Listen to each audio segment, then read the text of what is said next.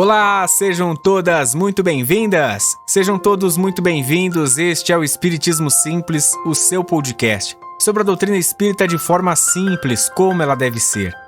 Chegamos em nosso episódio de número 61 e hoje nós vamos falar sobre ressurreição. Para o Espiritismo, existe ressurreição? Cristo ressuscitou ou reencarnou? Então, vamos estudar? Para começar mais um episódio, vamos deixar os agradecimentos aos parceiros, à Escola de Música Rádio Café Music e também ao estúdio da Rádio Café, onde a gente grava todos os episódios do nosso podcast. Siga eles lá no Instagram, @Rádio Café Music e @Estúdio Rádio Café. Aproveite, siga a gente também lá no Instagram, @Espiritismo Simples. Aproveite que você está aí ouvindo no seu Spotify, no seu Deezer, Google Podcasts. Aperte para seguir e daí você já não perde mais nenhum episódio do nosso podcast. Então, vamos começar. Um recadinho antes da gente começar o nosso episódio. É importante que a gente lembre que ele não tem a proposta de ficar aqui colocando qual religião que está certo, qual religião está errada, né, sobre o tema da ressurreição, mas sim colocar o nosso ponto de vista, o ponto de vista do estudo do Espiritismo, aquilo que o Espiritismo levantou, estudou, trouxe a partir de Kardec e da doutrina dos espíritos, o que os espíritos nos apresentam sobre esse tema. Então, importante a gente colocar esse ponto inicial. Puxando os pilares do espiritismo, ciência, filosofia e religião, e falando especificamente sobre a ciência, ela indica que não há a possibilidade da ressurreição. E a gente lembra, né? O espiritismo está atrelado a esse aspecto da ciência científico. Então ele vai em busca dessas questões para se embasar, para buscar um sentido e trazer a sua doutrina. Então a gente tem um trecho, né, que a gente tem vários trechos aqui que a gente vai trazer para justificar por que o espírita não acredita, não assume essa questão da ressurreição, especificamente falando da ressurreição do Cristo, que ela teria uma outra explicação. A gente vai trazer vários trechos que podem explicar um pouco disso, né, para a gente poder entender de onde que o Espiritismo crê nisso. Então a gente tem aqui, o corpo é formado por elementos diversos, oxigênio, hidrogênio, azoto, carbono e etc. Pela decomposição, esses elementos dispersam para servir à formação de novos corpos, de tal modo que a mesma molécula de carbono, por exemplo, entrará na composição de vários milhares de corpos diferentes. O texto continua e volta aqui. Sendo a matéria de quantidade definida e suas transformações em número indefinido, como poderá cada um desses corpos reconstituir-se com os seus mesmos elementos? Fecha aspas e termina com essa pergunta. Esse é um trecho de um livro, né, que parece assim, livro de ciências, livro de biologia ou qualquer algo do tipo.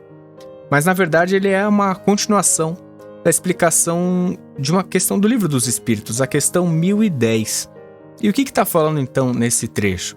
Está falando que a matéria, ela se transforma o tempo todo, né? Então aqui, todos esses elementos, o oxigênio, hidrogênio, azoto, carbono, eles estão em constante mudança. E a partir desses elementos constituintes da nossa matéria aqui no planeta Terra, eles são utilizados para outras matérias, para outros corpos. Então, compreende-se que não tem como um corpo que acabou de se desfazer, de morrer, que é composto por esses elementos, ele voltar a ser formado por exatamente os mesmos elementos. Isso vai se transformar, a vida é uma constante transformação no meio da matéria. E a gente acredita nisso para o Espiritismo também. Por conta disso, essa questão 1010 do Livro dos Espíritos, ela embasa a compreensão espírita de que a ressurreição seria um modo também de confirmar ou tentar consolidar a compreensão da reencarnação. Vamos lá para a questão 1010. Questão 1010 do Livro dos Espíritos, lá no trechinho no item Ressurreição da Carne. Então Kardec pergunta: o dogma da ressurreição da carne será a consagração da reencarnação ensinada pelos espíritos? E os espíritos respondem: como quereríeis que fosse de outro modo? Conforme sucede com tantas outras, essas palavras só parecem despropositadas no entender de algumas pessoas, porque as tomam ao pé da letra. Levam por si a incredulidade. Dai-lhes uma interpretação lógica, e os que chamais livres pensadores as admitirão sem dificuldades, precisamente pela razão de que refletem. Porque, não vos enganeis, esses livres pensadores, o que mais pedem e desejam é crer. Têm como os outros, ou talvez, mais que os outros, a sede do futuro, mas não podem admitir o que a ciência desmente. A doutrina da pluralidade das existências é consentânea com a justiça de Deus. Só ela explica o que, sem ela, é inexplicável. Como havíeis de pretender que o seu princípio não estivesse na própria religião? Aqui então, nessa questão, na questão 1010, os espíritos eles acabam trazendo aqueles que são céticos, aqueles que não acreditam em algo mais ligado à religião, né? Aqueles que procuram fazer um raciocínio às vezes mais lógico e desapaixonado sobre o tema.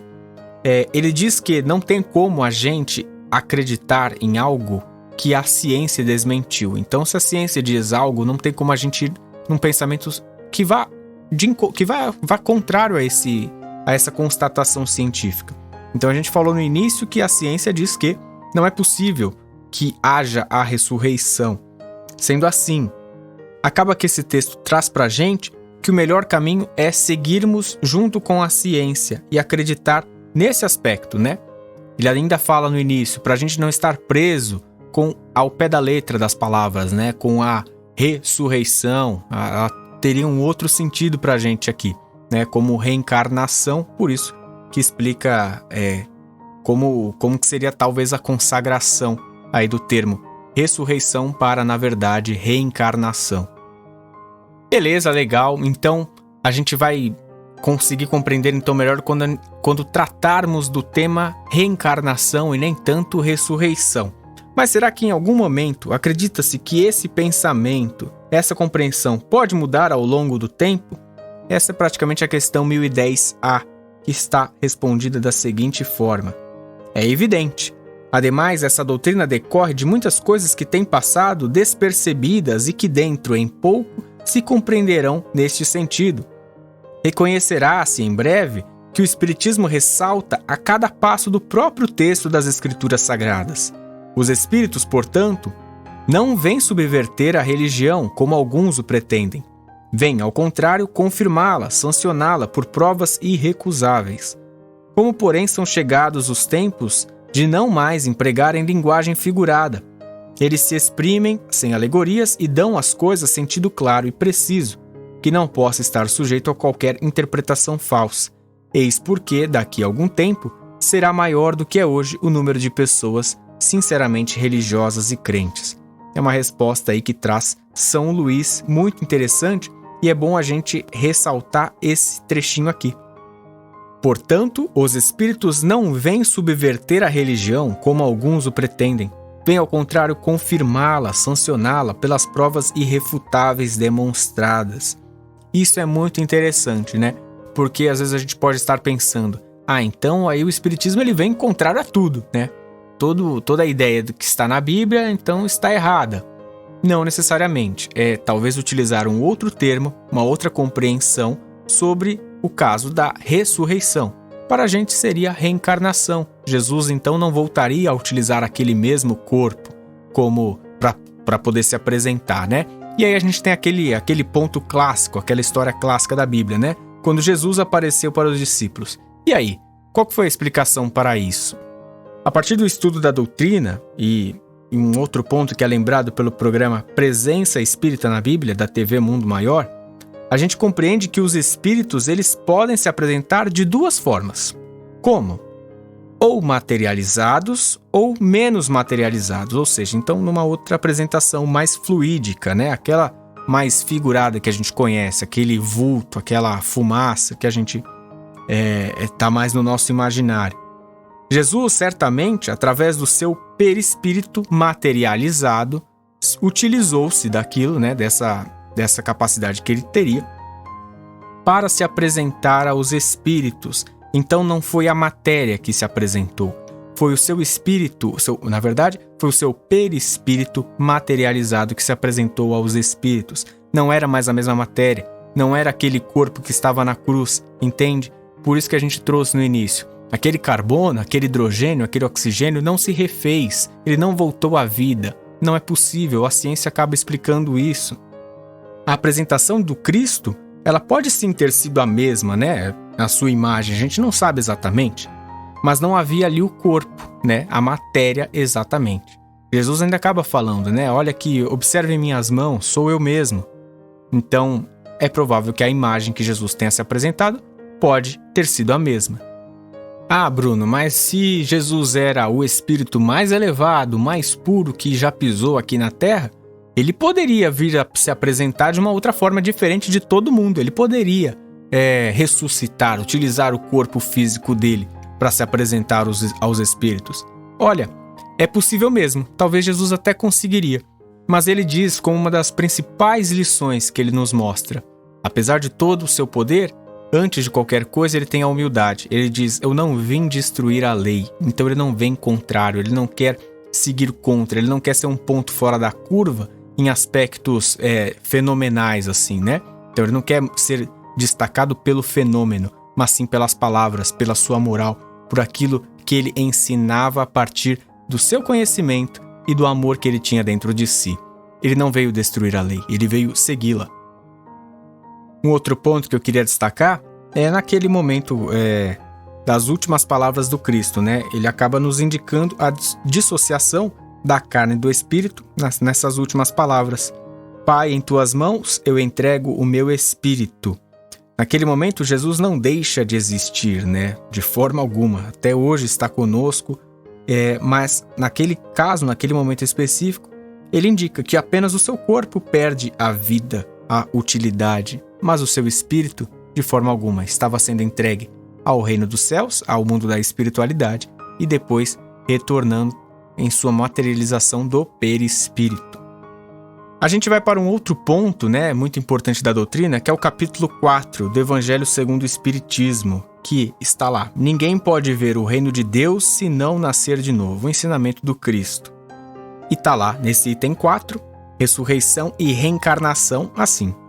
A reencarnação fazia parte dos dogmas dos judeus, sob o nome de ressurreição. Só os saduceus, cuja crença era de que tudo acaba com a morte, não acreditavam nisso. As ideias dos judeus sobre esse ponto, como sobre muitos outros, não eram claramente definidas, porque apenas tinham vagas e incompletas noções acerca da alma e de sua ligação com o corpo. Criam eles que um homem que vivera podia reviver, sem saberem precisamente de que maneira o fato poderia acontecer. Designavam pelo termo ressurreição o que o Espiritismo, mais judiciosamente, chama reencarnação. Com efeito, a ressurreição dá a ideia de voltar à vida ao corpo que já está morto, o que a ciência demonstra ser materialmente impossível, sobretudo quando os elementos desse corpo já se acham desde muito tempo dispersos e absorvidos. A reencarnação é a volta da alma ou espírito à vida corpórea, mas em outro corpo especialmente formado para ele e que nada tem de comum com o antigo. Aqui é só para a gente poder arrematar os pontos, né? Como a gente citou, a ressurreição ela estaria ligada a voltar com que aquele mesmo corpo, aqueles mesmos elementos voltassem à vida. E não seria essa compreensão que tem nem a ciência e nem o espiritismo, por estar atrelado justamente a esse pilar importantíssimo que é para nós a ciência. Logo em seguida, no item 5, tem ali um diálogo, né, de Jesus com Nicodemos. O Nicodemos ele fala, né, mestre, sabemos que vieste da parte de Deus para nos instruir como um doutor, porquanto ninguém poderia fazer os milagres que fazes se Deus não estivesse com ele. E aí Jesus responde, em verdade, digo-te, ninguém pode ver o reino de Deus se não nascer de novo. E aí o Nicodemos fica intrigado e pergunta, como pode nascer um homem já velho? Pode tornar a entrar no ventre de sua mãe para nascer uma segunda vez? E aí Jesus responde, se um homem não renasce da água e do Espírito, não pode entrar no reino de Deus. O que é nascido da carne é carne, e o que é nascido do Espírito é Espírito. Não te admires de que eu te haja dito ser preciso que nasças de novo. O Espírito sopra onde quer e ouves a sua voz, mas não sabes de onde vem ele, nem para onde vai. O mesmo se dá com todo homem que é nascido do Espírito. Nesse trechinho aqui, Jesus, de novo, mais um momento, assim como ele fala: Pai, em tuas mãos eu entrego o meu espírito, mostra aquela dissociação entre o que é matéria, o que é espírito. Aqui Jesus coloca em outro ponto, né? O que é matéria, novamente. O que é nascido da carne é carne, e o que é nascido do espírito é espírito. Então, novamente, Jesus coloca essa divisão, essa separação. Jesus depois também retoma, né, o ponto: não te admires que eu te haja dito ser preciso que nasças de novo. E Nicodemos pergunta, né, então o mesmo homem voltaria a entrar no corpo da mãe para nascer de novo, mas ele já estaria velho. E Jesus explica que não teria esse sentido, né? O nascer de novo para o Cristo seria como a gente compreende a reencarnação, a possibilidade de tornar uma nova chance, uma nova vida, ter a oportunidade de voltar à Terra ou qual mundo a gente ser necessário que passamos para voltar a aprender alguma lição, para que a gente compreenda melhor o nosso desenvolvimento, o nosso crescimento espiritual. E como que a gente faz para nascer de novo em espírito, assim como Jesus nos indica? E aqui a gente conhece mais, né, adentrando a doutrina espírita, a reforma íntima, né, o olhar interior, a mudança, a reflexão. A gente pode nascer de novo todos os dias à luz do espiritismo. A reencarnação é uma das palavras mais marcantes relacionadas à doutrina, mas o mais incrível é o que está como plano de fundo desse sentido. Por que nascer de novo? Essa é a pergunta essencial que a gente deve fazer. Por que é preciso nascer de novo? Aqui que está a beleza. Essa oportunidade, essa beleza de poder aprender em cada nova passagem ou fase. Que a gente renasça, que a gente ressuscite, reencarne, como você quiser chamar, mas que a gente utilize melhor essas oportunidades de começar de novo. E como que a gente pode começar de novo? Quando a gente pode começar de novo? Todos os dias. Na verdade, a cada novo instante em que a gente volta para aquelas mesmas palavrinhas, a nossa reforma íntima, aquele olhar interior, aquela mudança, a reflexão. Todo momento passado, cada novo segundo, a gente tem essa chance de renascer, de ressuscitar, como eu falei, com o termo que a gente quiser usar. Tudo isso começa a renascer daí, dentro de mim, dentro de você, dentro de nós todos. E a gente pode, para praticamente fechar o nosso episódio, compreender de uma forma até mais didática o que é esse renascer, esse começar em mim, o que depende de mim, a partir dessa música maravilhosa que foi indicada pelo nosso ouvinte, o Vitor Xavier. Escuta aí um trechinho que a gente vai entender um pouco melhor o que eu tô querendo dizer. Minha oração só é real transformação se começar em mim. Haja mais amor a começar em mim. Amor que eu tanto quero ver a começar em mim. A começar em mim. Perceber que antes possa me reconhecer, me descrever em teu amor.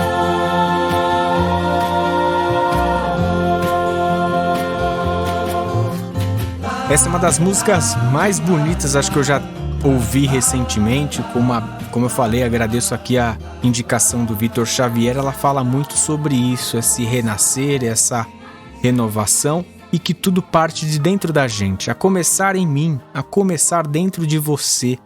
É isso, né? Para a gente não ser hipócrita, para a gente fazer essa oração, mas que essa oração tenha que ter um sentido, começando com as nossas atitudes, a começar dentro de mim.